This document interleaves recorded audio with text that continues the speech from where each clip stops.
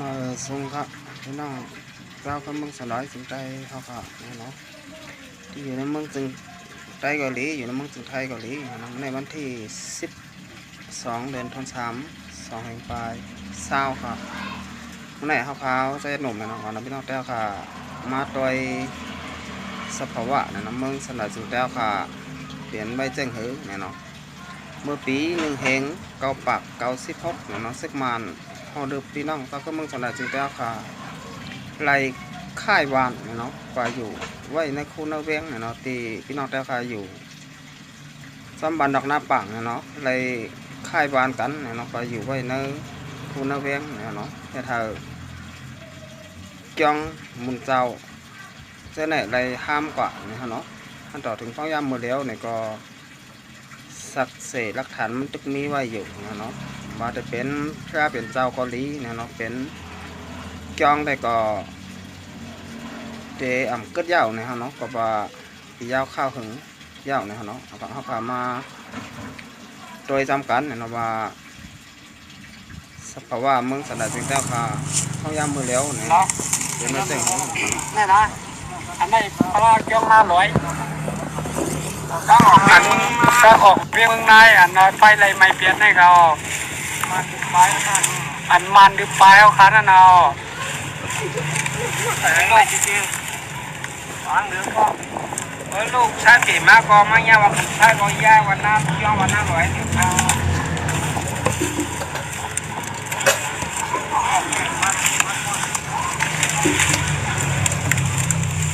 วัดตัวอะไรก็อยู่หลังน้ำ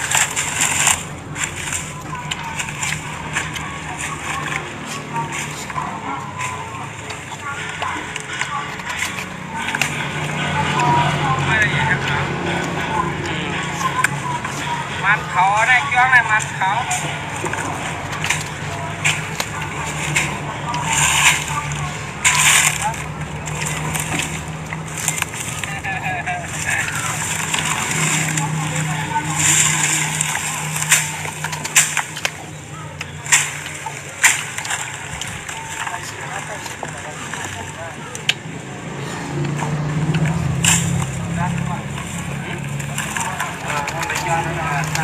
อันหลังอ่ะ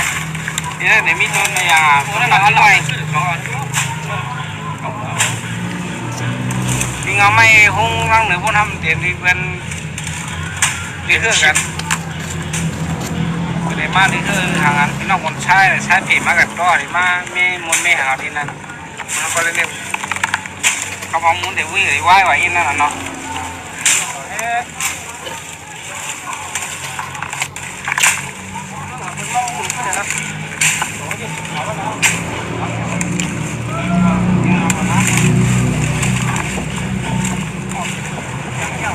อย่างว่าคือนะเพียวเริ่มเรือไหม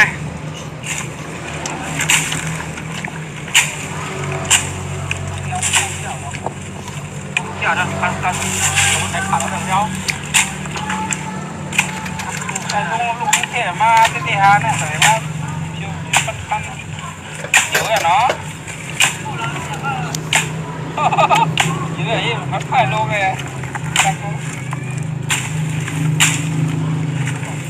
อย่างนี้หรอ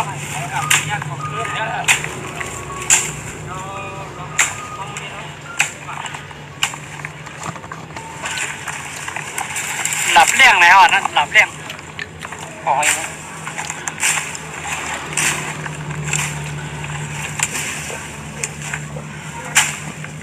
ใครทัดผงให้ก็ได้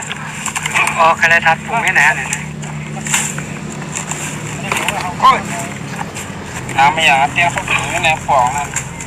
ตัวฟองนั่นเขาถึงนี่แหละ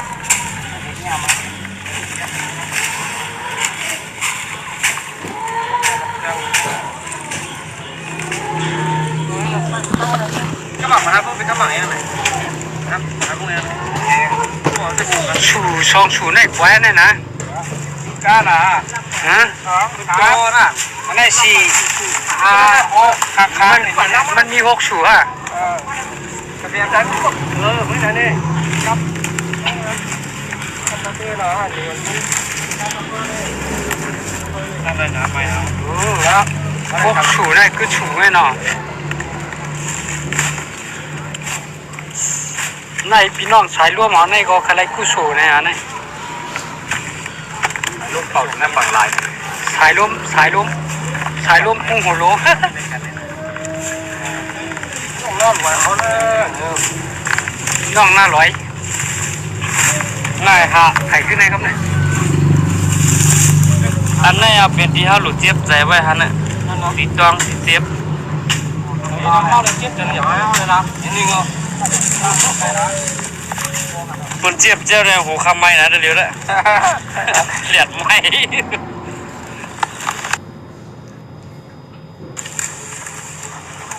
ก็ได้คุณหนูแล้วครับก็กินละร้อยจ้องละร้อยใครว่ามันดีมาจูขาลุมาจูขาจะลองเจอคนดัก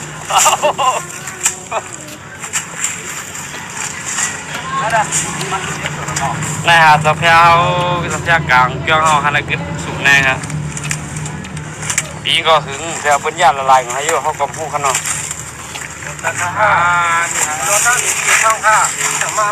คำพองวันก็เด็ดทุบคำพองก็เป็นเดียคำพองก็เด็ดไผ่อันเดี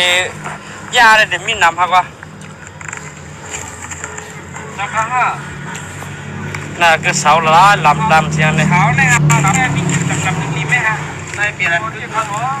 ขาวไหมฮะแต่เท่าได้ผัดเมืองกอแล้วเดี๋ยวมีเอาแน่ไว้นะถามว่าเดี๋ยวมีครับเดี๋ยวนั่นนะวะจะเอาผัดเมืองเนี่ยเอาดินให้เป็นดินตอนสวนเท่านั้นเขากว่าที่ก็เขามีดีอยู่เขามาขึ้นก็หาเมืองไทยว่าได้เงินคำอะไรอ่ะดีอยู่ที่เท่าเดิมมีครับเว้ย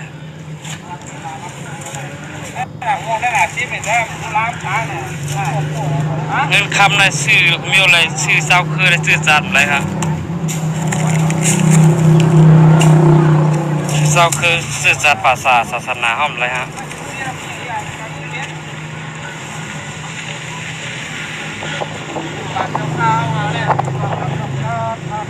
แต่อาจจะพงได้ครับเป็นคนไทยวันจะลองฮะเนี่ย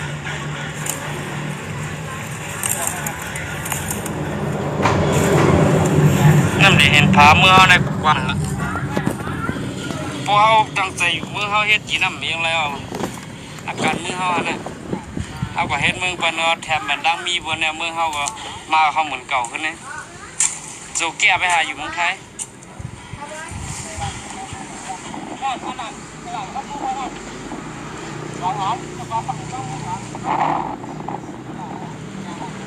สิมันอันนั้นน่ะมาอยู่เอาตอนไหนอยู่อินนะลูกป้ามูก็หาต่อยซิกันเนาะแล้วไอ้ป้อนไหนไม่ไหนอ่ะถึงไม่ไหนเนาะเกิดเนาะ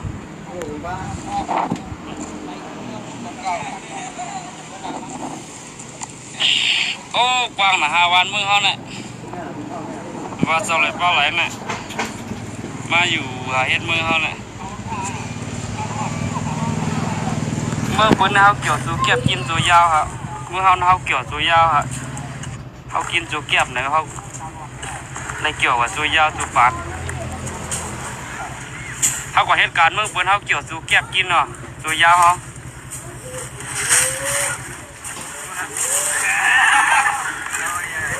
เขาได้อะไรลูกหลานเขาดังหลังในฮันนี่พูดปันเขาดีนอนนั่นนะ